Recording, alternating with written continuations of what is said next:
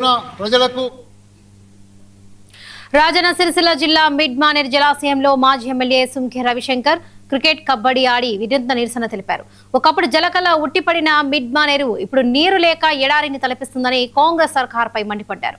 మేడిగడ్డ మరమ్మతుల నిర్లక్ష్యమే పరిస్థితికి కారణమని ఆరోపించారు. తక్షణమే కాపర్ డ్యాం నిర్మించి గాయత్రి పంప్ హౌస్ ద్వారా మిడ్ మానేరుకు నీటిని తరలించాలని ప్రభుత్వాన్ని డిమాండ్ చేశారు. ఆయన రాజరాజేశ్వర మిడ్మానేర్ జలాశయంలో ఉన్నాము, కానీ జలాలు లేవు. మనమంతా చూస్తున్నాము, ఎక్కడ చూసినా కూడా ఎడారిని తలపించే విధంగా ఇవాళ మన మిడ్మానేర్ జలాశయం కనబడుతున్నటువంటి నేపథ్యంలో ఒక దిక్కు ఎలినీనో మరి కరువు వచ్చే పరిస్థితిలో, ఒక దిక్కు గతంలో కాంగ్రెస్ ప్రభుత్వం ఉన్నప్పుడు ఇదే రైతన్న జూలై మాసం దాకా ఆకాశం దిక్కు చూసేటోడు చినుకు ఎప్పుడు పడుతుందా అని. మళ్ళీ ఈరోజు కాంగ్రెస్ ప్రభుత్వం వచ్చింది, కరువు వచ్చేసింది.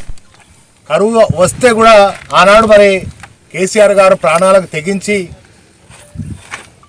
పోరాటం చేసింది తెలంగాణలో నీళ్లు నిధులు నియామకం చేయాలని యావత్ సమాజంలో ప్రపంచ చరిత్రలో ఎక్కడినటువంటి విధంగా ఉద్యమాన్ని చేసి అనేక మంది మరి బలిదానాలై, వేల మంది బలిదానాలై అమరులైనటువంటి త్యాగ ఫలితంగా తెలంగాణ వచ్చింది. వచ్చిన తెలంగాణ ఎట్లుండాలనుకున్నాడంటే 24 గంటల కరెంటు, 24 గంటల నీళ్లు, మరి రైతు బంధు, రైతు మరి బీమా, అదేవిధంగా అన్ని వర్గాలు సుఖ సంతోషాలతో ఉండాలి.